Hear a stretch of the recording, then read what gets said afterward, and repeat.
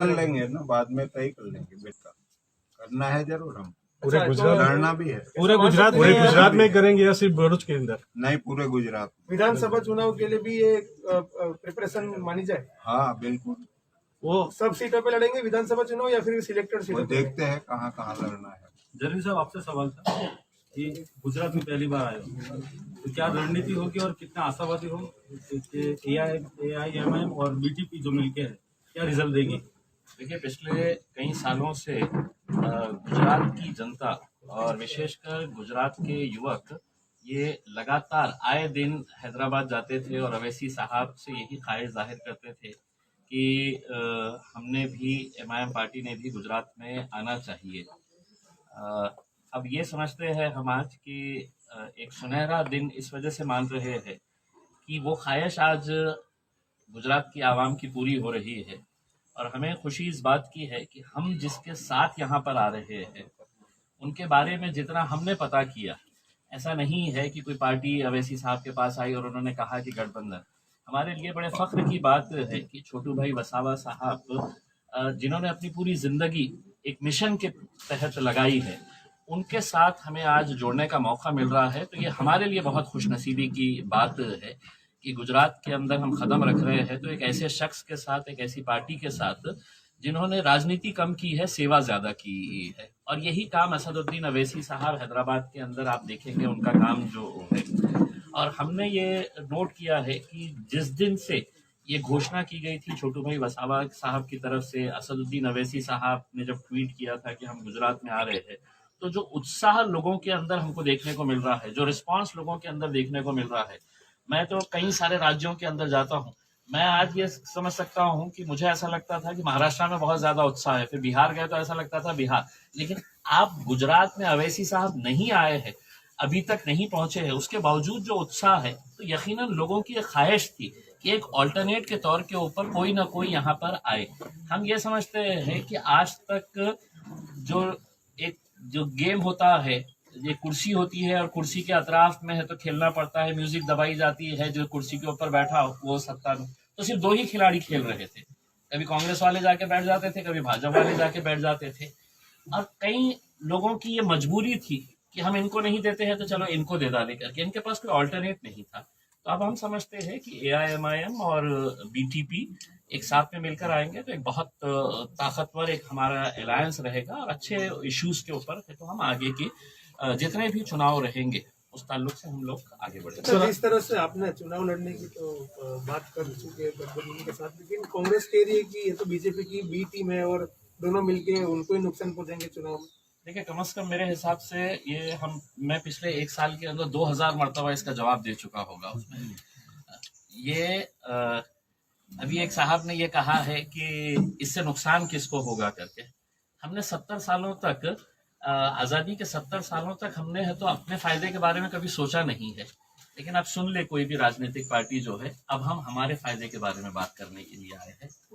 सही। अब हम हमारे बारे में सोच रहे हैं। हमने 70 सालों तक आपके बारे में सोचा, लेकिन जब हमको ये एहसास हुआ, हमारी एक पीढ़ी को जब ये एहसास हुआ है कि साहब क्या वजह है कि हम लोग सिर्फ है तो जिला परिषद के हद तक रह गए, नगर पालिका के हद तक रह गए हैं, हमको लोकसभा में जगह क्यों नहीं मिलती है, हमको विधानसभा के अंदर जगह क्यों नहीं मिलती है, तब जाकर है तो ये गुस्सा जब अंदर सब फूट रहा है, तब जाकर है तो लोग इस तरह से पीछे आ रहे हैं। अब हमको कोई लेना देना नहीं है किसको क्या नुकसान होने वाला है, किसको क्या घाटा होने वाला है। हम हमारे फायदे के लिए आए हैं और हमारे फायदे का मतलब ये है कि जितने भी गुजरात के अंदर रहने वाले, चाहे वो आदिवासी समाज के हो, दलित समाज के हो, OBC समाज के हो, मुसलमान हो, जिन लोगों को भी राजनीतिक तौर के ऊपर पीछे रखा गया है, उनको आगे बढ़ाने के लिए हम लोग यहाँ पर आए। अच्छा, जिस तरह से आपने गठबंधन की बात की और आप बता रहे कि आपके फायदे के लिए संगठन के तौर पर बात की जाए तो बीजेपी का संगठन गुजरात में काफी मजबूत माना जाता है। उनका पेज समिति से लेके पेज प्रमुख तक का भी पूरा संगठन चल रहा है। किस तरह से आपका संगठन आप बनाएंगे गुजरात में?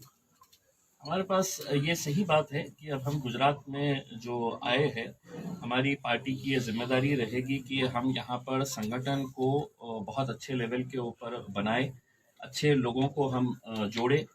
हमने छोटू भाई वसावा साहब से भी ये दरख्वास्त की है, महेश भाई से भी ये दरख्वास्त की है कि आप हमें बताएं कि यहाँ पर गुजरात के अंदर अगर हमको जिम्मेदारी देना है तो कौन लोग हो सकते हैं, कौन अच्छी छवि के लोग हो सकते हैं, क्योंकि हमको ये मालूम है कि AIMIM को जो पार्टी है, असदुद्दीन अवैसी साहब के चाहने वाले जो है वो दीवानों की फौज है।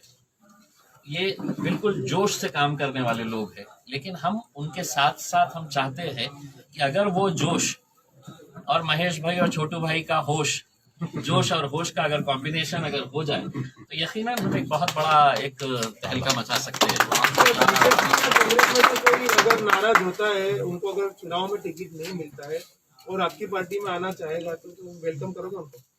हमारे दरवाजे तो सबके लिए खुले हैं। हम देखेंगे कि उसमें कौन लोग है जो, ऐसा नहीं है कि हम इलेक्शन के वक्त में आएंगे। हमने अंदर जब बात की है, मैंने एक सवाल छोटू भाई से ये किया था कि असद साहब के बारे में आपको क्या अच्छा लगता है, कि जिसकी वजह से एक बात उन्होंने जो कही है वो हमारे लिए और इस देश के अंदर रहने वाले तमाम लोगों के लिए फख्र होना चाहिए कि उनको जो बात पसंद आई वो बात हमको भी पसंद है और आपको भी, कि असदुद्दीन अवैसी इस मुल्क के अंदर बात करता है तो संविधान के हिसाब से बात करता है।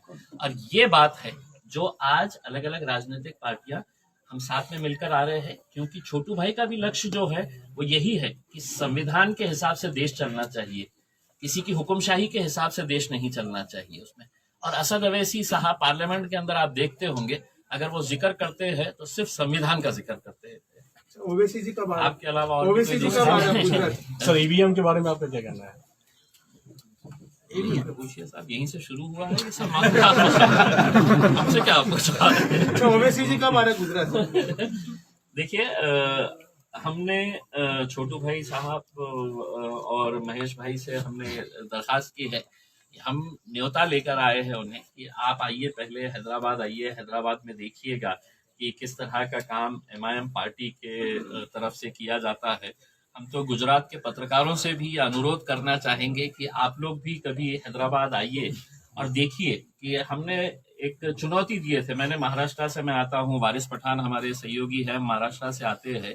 हमने महाराष्ट्र के अंदर तमाम राजनीतिक पार्टियों को चुनौती दिए थे कि जो काम अवैसी बंधु हैदराबाद में कर रहे हैं, चाहे उनके जो स्कूल जो चलाए जाते हैं, जो फ्री स्कूल जिसके अंदर हजारों की तादाद के अंदर गरीब बच्चे मुफ्त तालीम हासिल करते हैं, उनको यूनिफॉर्म मुफ्त दिया जाता है, शूज उनके, बुक्स उनके पूरे, और ऐसी ऐसी बिल्डिंग्स है, 14 के करीब ऐसे स्कूल्स बनाए गए हैं जो मैं समझता हूं कि आपके गुजरात के अंदर ऐसे कितने स्कूल्स होंगे जो उसके लिए पैसा चार्ज करते हैं। 1 रुपया भी अवैसी बंधु लेते नहीं है। लास्ट हमारा जो आंकड़ा था, जो हमने पता किया था, तब 17,000 के करीब बच्चे पढ़ रहे थे। 17,000 बच्चों को मुफ्त के अंदर पढ़ाना, और वो जब बच्चा एडमिशन लेने के लिए आता है उससे ये नहीं पूछा जाता है कि तुम्हारी जात, धर्म और मजहब क्या है करके, उसमें हर जात, धर्म और मजहब के बच्चों को वहां पे जो हॉस्पिटल चलाए जा रहे हैं अवैसी बंधुओं की तरफ से 10 रुपए का कार्ड बनाया जाता है, 3 महीने की वैलिडिटी होती है उसके अंदर। वो कार्ड बनाते वक्त पूछते नहीं है हम, लेकिन ये तो ये है कि अवैसी साहब के अच्छे कामों को कोई दिखाता नहीं है।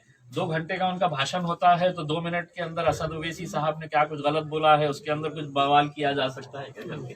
तो यही बातों को तो हम तो चाहेंगे कि मीडिया भी आए और वहां पे आकर देखे। हम आपको लेके जाकर दिखाना चाहेंगे कि एक असली चेहरा जो है उसमें, वो भी हम आपको दिखाना चाहते हैं। चुनाव में मैनिफेस्टो जैसा कुछ होगा, कौन से मुद्दे रहेंगे? देखिए, अभी तो बहुत प्राथमिक हमारा ये है, अभी मैं तो बहुत छोटा सा पार्टी का एक कार्यकर्ता हूँ। छोटू भाई वसावा साहब, महेश भाई जब हैदराबाद में आएंगे, असदुद्दीन अवैसी साहब के साथ बैठेंगे तो यकीनन इस बारे के अंदर चर्चा होगी और आप लोगों को बताया जाएगा कि क्या मुद्दे हैं। तो छोटू भाई, आपसे मैं सवाल पूछना चाहता हूँ, जिस तरह से राजस्थान के डूंगरपुर में बीजेपी कांग्रेस ने हाथ मिला के बीटीपी को वहां से अध्यक्ष से दूर रखा है, क्या कहेंगे गुजरात में आपका भी ये मिशन रहेगा कि कांग्रेस को गुजरात में, जिस तरह से बीजेपी का नारा है कि कांग्रेस मुक्त भारत, तो गुजरात मुक्त कांग्रेस, ऐसा बीटीपी का और AIM का नारा होगा? दोनों को मुक्त करेंगे।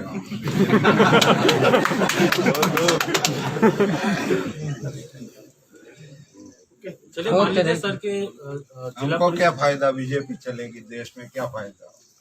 आप ही नहीं बताते असली बात तो। स्वतंत्र हो जाता है ना।